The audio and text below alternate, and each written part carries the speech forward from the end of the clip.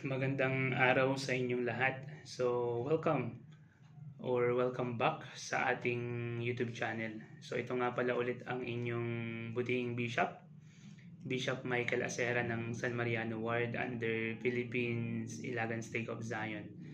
So, ngayon ay March 15, 2026.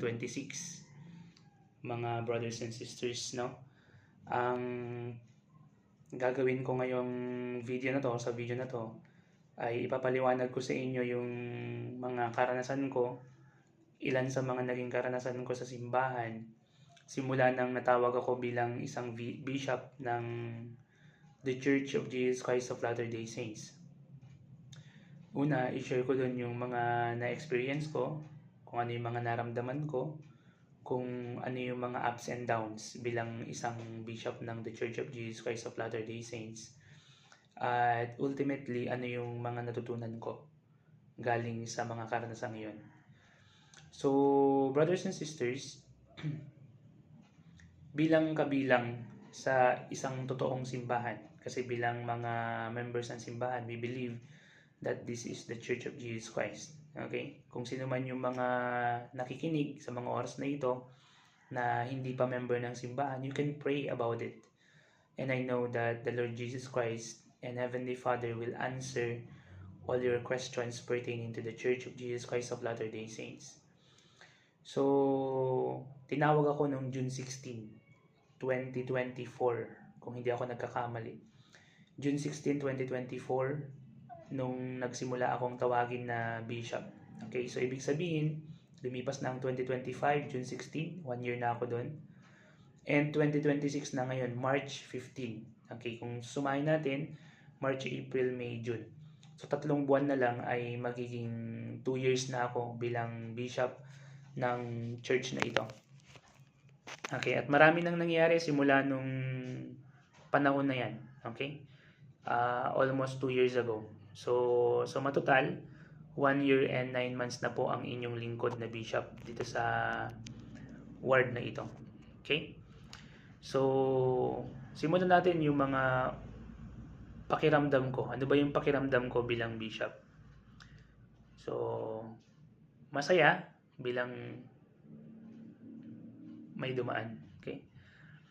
So, masaya ako bilang isang bishop. Bakit? Kasi nagagawa kong paglingkuran yung ating Panginoong Hesukristo sa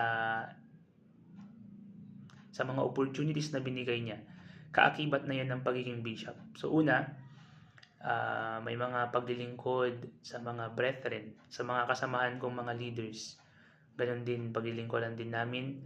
Responsibilidad namin actually yung mga youth, okay, yung mga bata na edad 12 years old hanggang 17 years old.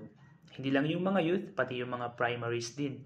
Edad 0 hanggang 11. Ganun din yung mga elders quorum at yung mga relief society na nag-eedad sila ng mga 18 years old pataas. At lahat ng mga may edad na, yung mga matatanda. So basically, lahat ng mga members ng simbahan na ito ay kailangan naming paglingkuran. So masaya na may mga ganong opportunities. And kasama namin ng Diyos habang ginagawa namin yung paglilingkod dito sa simbahan.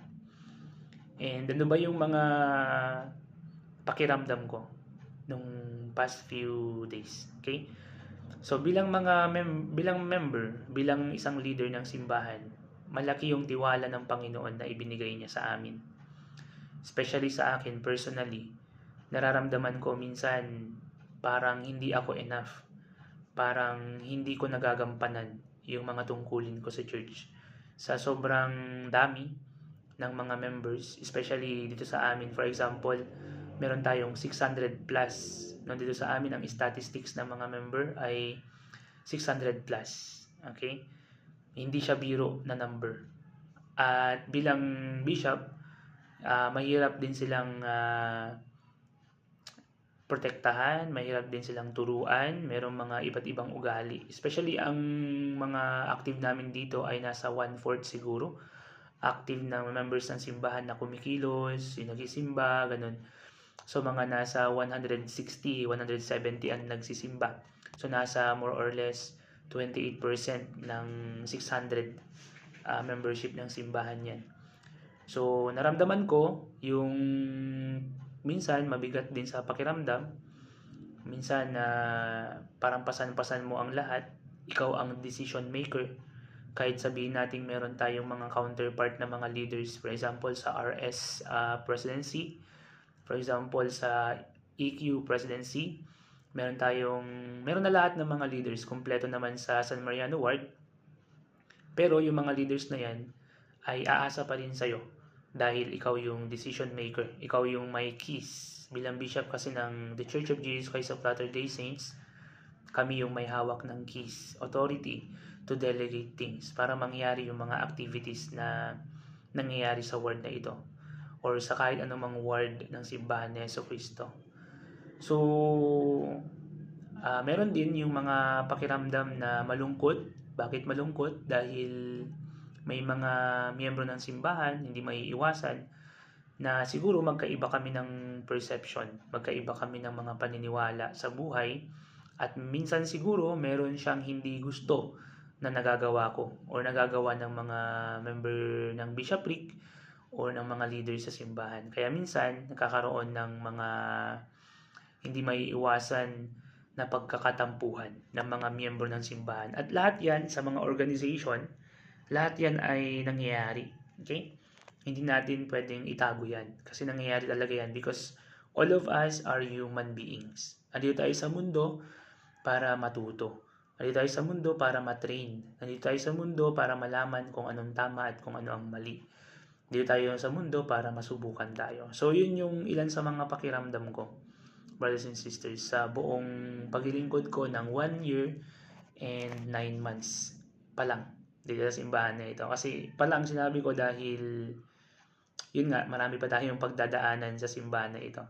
Anyways, ano ba yung natutunan ko for the past 1 year and 9 months sa simbahan na ito? Natutunan ko na mas kailangan ko pang ma-stretch yung patience.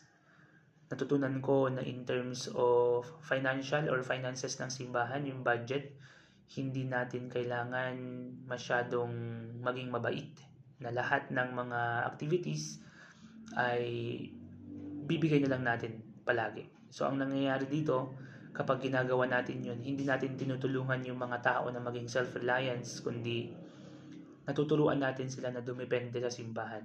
Ang gawain ko bilang leader ng simbahan ay tulungan silang maging dependent. So, natutunan ko na i-budget yung budget ng simbahan, which is sacred funds na may kaakibat na sacred responsibilities. Kaya kailangan sa mga susunod na quarter, kung darating man ulit yung mga finances ng simbahan, ay aayusin natin. Okay, ayusin namin. Kaya mahalaga pa rin talaga na,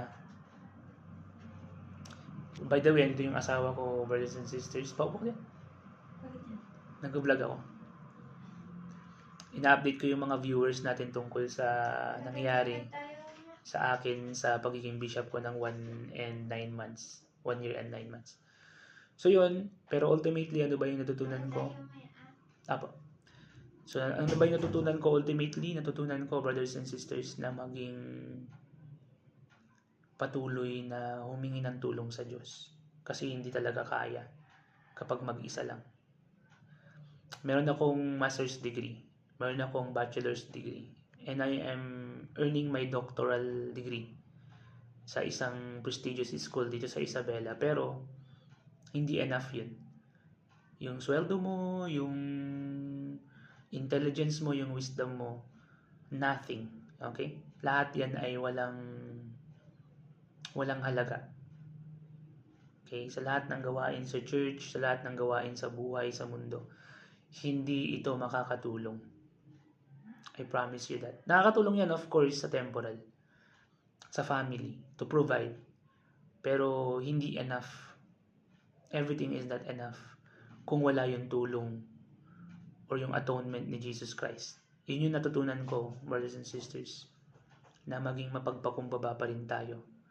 Sa lahat ng yugto ng buhay natin, successful man tayo o hindi, ano man ang marating natin sa buhay, ano mang taas, tayog ng mga accomplishments natin, mga achievements natin sa buhay, palagi pa rin nating i-recognize that we are nothing if there is no Christ. Kung walang Diyos, wala pa rin tayong magagawa. So yun yung ultimately na natutunan ko bilang bishop ng The Church of Jesus Christ of Latter-day Saints.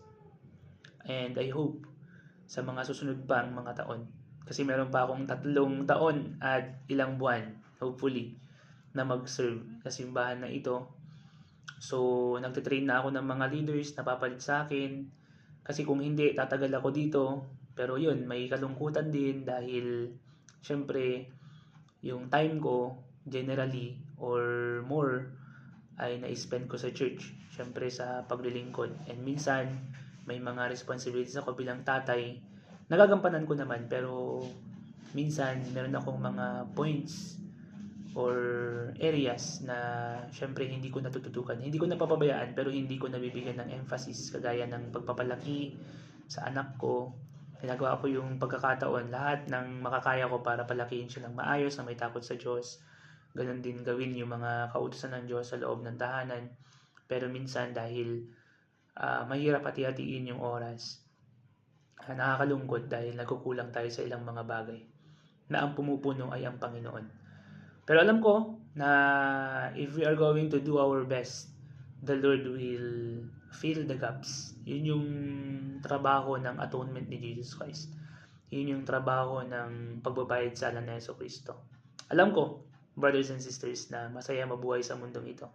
Full of challenges. Na kapag na-overcome natin yung mga challenges na yun, those are the things that we need in order for us to be like our Savior Jesus Christ. So yan lang muna mga kapatid, ang gusto kong i-share sa inyo, ang update ko sa inyo bilang isang bishop.